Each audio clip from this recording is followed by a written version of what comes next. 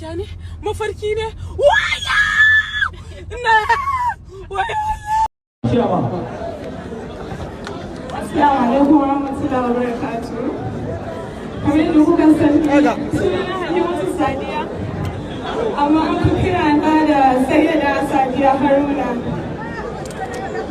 Ba abin da zan iya cewa I'm speechless.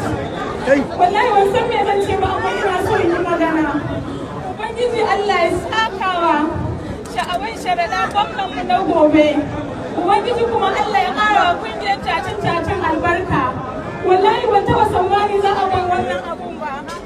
Na daɗe ba a taɓa min kyautar da ya so samun raina irin wannan ba. Na gode Allah ya saka da alheri. Wannan Allah ne. Na gode Allah ya ƙara annabi daraja. Na gode 'yan Kano. Na gode mutanen